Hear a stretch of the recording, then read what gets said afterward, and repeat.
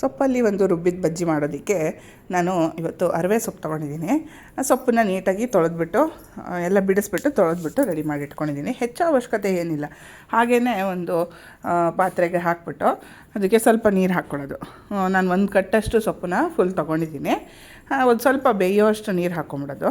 ಅದನ್ನು ಚೆನ್ನಾಗಿ ಬೇಯಿಸ್ಕೋಬೇಕು. ಆಚೆ ಕಡೆನೇ ಬೇಯಿಸ್ಕೊಂಡ್ರೂ ಆಗುತ್ತೆ. ಸೊಪ್ಪೇನು ತುಂಬ ಬೇಗ ಬೆಂದೋಗುತ್ತಲ್ವ. ಸೊಪ್ಪಲ್ಲಿ ರುಬ್ಬಿದ ಬಜ್ಜಿ ಅಥವಾ ಪುಲ್ಗೂರ ಮಾಡೋದಕ್ಕೆ ಹಸಿರು ಮೆಣಸಿನ್ಕಾಯಿ 4 ತೊಗೊಂಡಿದ್ದೀನಿ. ಜಾಸ್ತಿ ಏನು ಹಸಿರು ಮೆಣಸಿನ್ಕಾಯಿ ಹಾಕ್ತಾಯಿಲ್ಲ, ಖಾರನೂ ಇದೆ ಇದು. ಹಾಗಾಗಿ ಬೇಯಿಸ್ಕೊಂಬಿಟ್ಟು ಹಾಕ್ಕೊಂಬಿಡೋದು. ಇದಕ್ಕೆ ಇವಾಗ ಬೇಯುವಾಗಲೇ ಹಸಿರು ಮೆಣಸಿನ್ಕಾಯಿ ಸೇರಿಸ್ಕೊಂಬಿಟ್ಟು ಚೆನ್ನಾಗಿ ಬೇಯಿಸ್ಕೋಬೇಕು.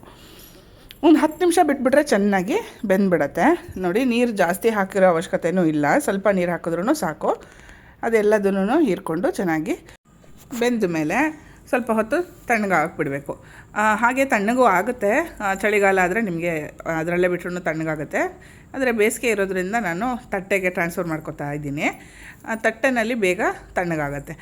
ನೋಡಿ, ಒಂದು ಕಟ್ಟಷ್ಟು ಸೊಪ್ಪು ಹಾಕಿದ್ರೂ ಆಗಿದ್ದು ಇಷ್ಟೇನೆ, ಒಂದು ಹಿಡಿಯಷ್ಟು ಮಾತ್ರ ಸಿಕ್ಕಿದೆ.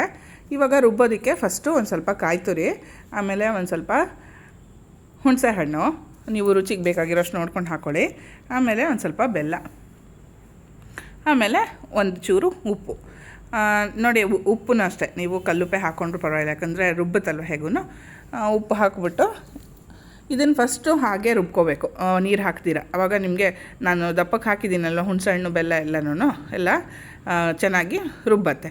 ಅದಾದಮೇಲೆ ಸೊಪ್ಪು ಹಾಕಿದ್ರೆ ಒಳ್ಳೆಯದು, ಯಾಕಂದರೆ ಸೊಪ್ಪು ಬೇಗ ತಿರುಗಿಬಿಡುತ್ತೆ. ಆಮೇಲೆ ಕಾಯಿ ತುರಿ ಇದಾಗಿರಲ್ಲ, ನುಣ್ಣಗಾಗಿರಲ್ಲ. ಅದಕ್ಕೋಸ್ಕರ ಅರ್ಧಂಬರ್ಧ ರುಬ್ಕೊಂಬಿಟ್ಟು ಅದಾದಮೇಲಿಂದ ಬೆಂದಿರೋ ಸೊಪ್ಪು ಮೆಣಸಿನ್ಕಾಯಿ ಎರಡನ್ನೂ ಸೇರಿಸ್ಕೊಂಬಿಡೋದು. ಅದಾದಮೇಲೆ ರುಬ್ಬೋದಕ್ಕೆ ಬೇಕಾಗಿರೋ ನೀರು, ಅದು ಸೊಪ್ಪು ಬೆಂದಿರೋ ನೀರೇ ಇರುತ್ತಲ್ವ, ಅದನ್ನೇ ಸೇರಿಸಿದ್ರು ಏನು ತೊಂದರೆ ಇಲ್ಲ.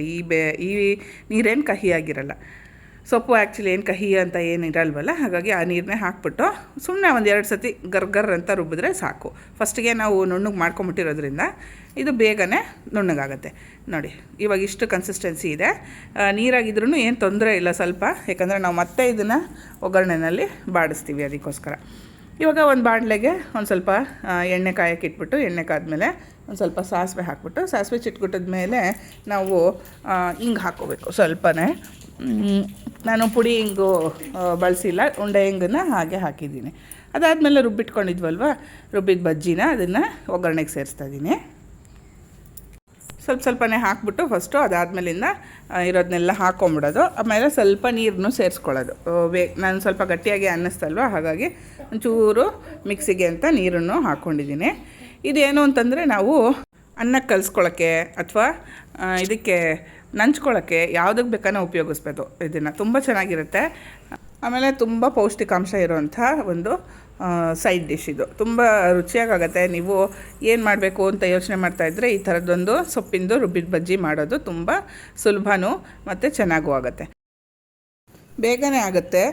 ಸೊಪ್ಪು ಹೆಚ್ಚೋಷ್ಟಿಲ್ಲ, ಹಾಗೆ ಮಾಡಿಬಿಡ್ಬೋದಲ್ವ, ಈಸಿಯಾಗಿ ಮಾಡ್ಕೊಂಬಿಡ್ಬೋದು. ಅದ್ರ ಜೊತೆಯಲ್ಲಿ ನೋಡಿ, ಚೆನ್ನಾಗಿ ಬಾಡಕ್ಕೆ ಬಿಡಬೇಕು. ಅದು ಒಂದು 10 ನಿಮಿಷ ಚೆನ್ನಾಗಿ, ಮತ್ತು ರುಬ್ಬಿದ ಮೇಲೂ ಚೆನ್ನಾಗಿ ಸ್ವಲ್ಪ ಇದಾಗಬೇಕು, ಎಣ್ಣೆನಲ್ಲೇ ಫ್ರೈ ಆಗಬೇಕು. ಅದು ಚೆನ್ನಾಗಿ ಫ್ರೈ ಆಗಿಬಿಟ್ಟು ಮತ್ತೆ ಎಣ್ಣೆ ಬಿಡೋಂಗಾಗತ್ತಲ್ವ, ಅಲ್ಲಿವರೆಗೂ ಚೆನ್ನಾಗಿ ಬೇಯಿಸ್ಕೊಂಬಿಟ್ರೆ ಸೂಪರಾಗಿರೋವಂಥ ರುಬ್ಬಿದ ಬಜ್ಜಿ ರೆಡಿ ಆಗುತ್ತೆ. ನೀವು ಇವತ್ತೇ ಟ್ರೈ ಮಾಡಿ ಹೇಗಾಯಿತು ಅಂತ ನನಗೆ ಖಂಡಿತ ತಿಳಿಸಿ.